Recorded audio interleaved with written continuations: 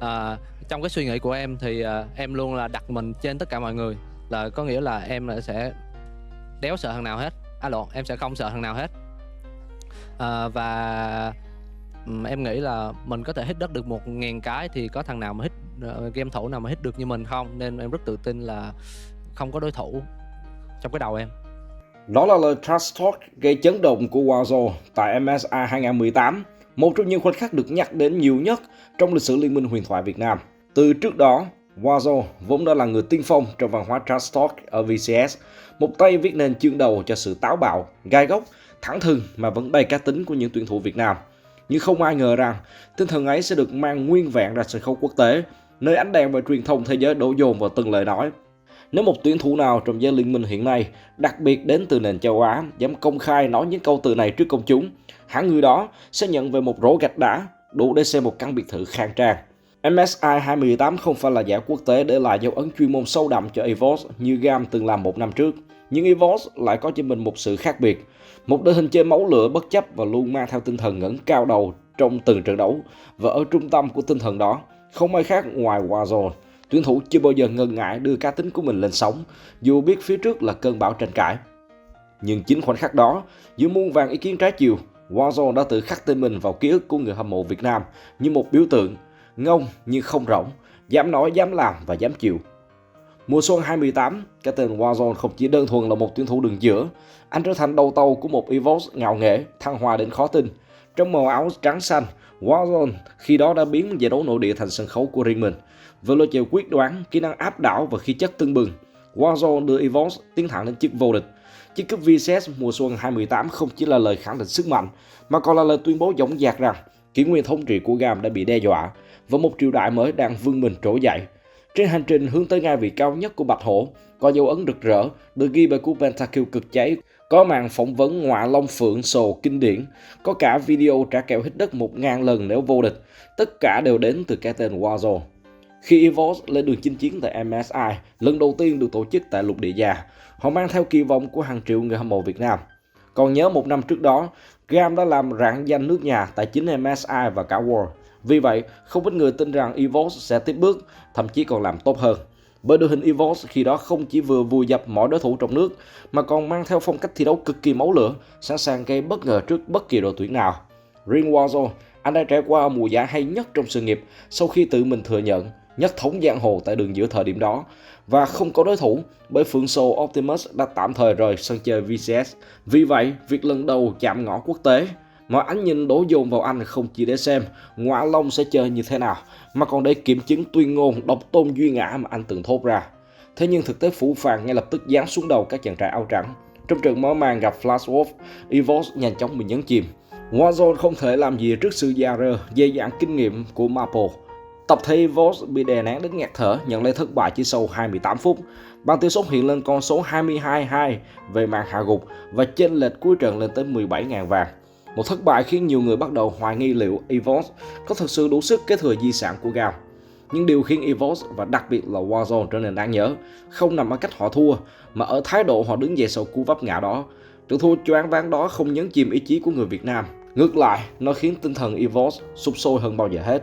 Bởi nếu dễ dàng gãy đổ sau một trận thua, họ đã không là đại diện của VCS, càng không thể có một Warzone từng phun ra những lời đanh thép trước hàng triệu khán giả.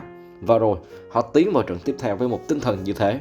Đối đầu cùng Team Liquid với chiến ý hừng hực và một niềm kiêu hãnh không gì lay chuyển được. Bước vào cuộc chạm trán với đại diện số 1 LCS, đoàn quân của Violet tự tin khóa vào những lựa chọn sở trường của từng vị trí. Stark và Yizin đảm nhận vai trò chống chịu mở giao tranh tuyến đầu với hai lượt pick on đường trên và Zac rừng. Bộ đôi đường dưới Slay, Ronopi chọn Azrael, Alistar để đảm bảo một giai đoạn đi đường an toàn. Warzone khóa vào Cassiopeia, tạo thành kèo đấu kinh điển tại đường giữa với Ryze trong tay của Paul Pelter. Team Liquid quyết định đặt niềm tin vào đường trên Impact khi trao cho cựu tuyển thủ SKT-T1 quân bài carry Gangplank. Người đi rừng Smithy lựa chọn Trundle để nâng cao khả năng chống chịu, còn Double Lift Ole sử dụng bộ đôi an toàn song cực kỳ khó chịu Jin Tamken. 10 phút đầu tiên, hai đội quyết định chơi chậm và không có diễn biến nào đáng chú ý. Tuy nhiên, đại diện Việt Nam chính là đội khai thông bế tắc nhờ vào tình huống solo kill của Stark. Gangplank trong tay Impact cố gắng trụ lại đường với lượng máu hạn chế, và On của Stark không ngần ngại sử dụng hỏa dương hiệu triệu để kết liễu đối thủ ngay trong thềm trụ. Chỉ 2 phút sau đó, tại khu vực đường giữa, Yizin với tướng tụ Jack đã có một pha gang từ xa vô cùng chuẩn bài, dưới chân được Rise của Popeta.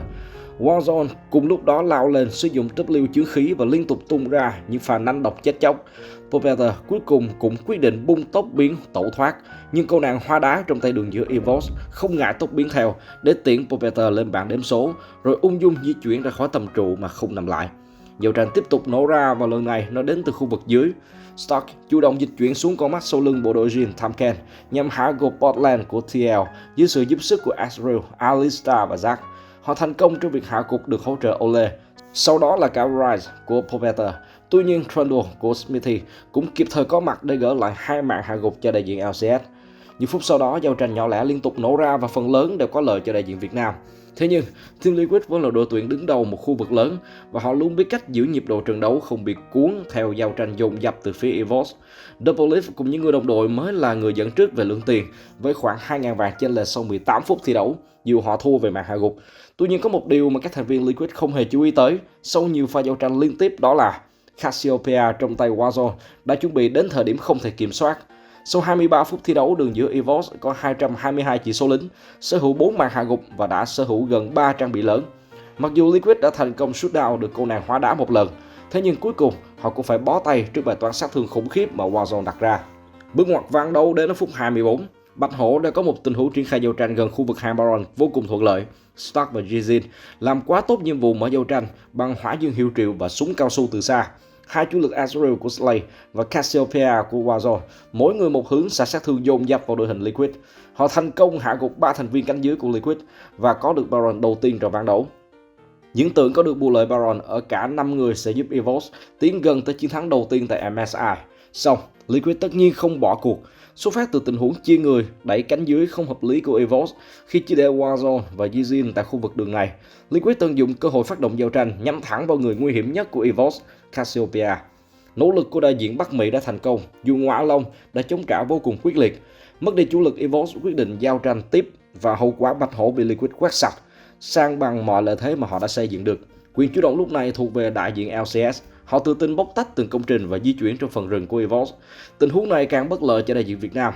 Nhưng trong khoảnh khắc then chốt, bản lĩnh của Warzone lên tiếng. Phút 30, đội hình Liquid đã tìm thấy Ronopi, người đang cố gắng kiểm soát tầm nhìn trong phần rừng bùa xanh của đội mình.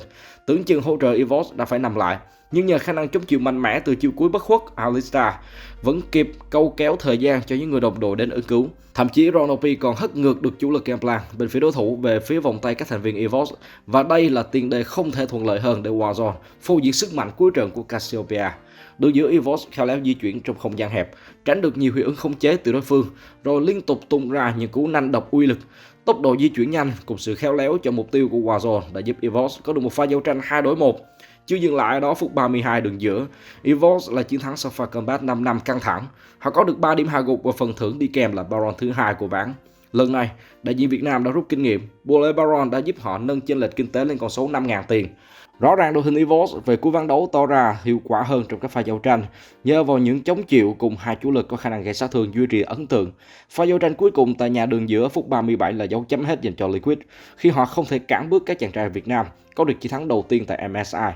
Thắng lợi trước Team Liquid không chỉ là cú hích về tinh thần cho EVOS mà còn là lời đáp trả kiêu hãnh cho tất cả những ánh mắt nghi ngờ hướng về phía đại diện VCS. Trong ván đấu này, Cassiopeia trong tay Warzone đạt KDA 11-36 với lượng sát thương duy trì mỗi phút lên đến 884. Tự tay đường giữa EVOS đã đập tan những hoài nghi bằng một màn trình diễn đầy cảm xúc, bản lĩnh và chính xác đến từng nhịp xử lý. Dẫu cho đến nay màn trash talk của Warzone vẫn là một chủ đề tranh cãi, nhưng sẽ là thiếu công bằng nếu ta chỉ nhìn nhận nó như một hành động bốc đồng. Bởi sau tất cả, đó là khoảnh khắc phản chiếu rõ nhất khí chất của một cá nhân, dám bày tỏ, dám chấp nhận hậu quả và đặc biệt dám đưa cả niềm kiêu hãnh cá nhân hòa vào màu cờ sắc áo. Warzone không phải là tuyển thủ thành công nhất lịch sử VCS, nhưng lại là một trong số rất ít những người để lại dấu vết đậm sâu trong trí nhớ người xem, không chỉ bằng màn trình diễn mà còn bằng cá tính.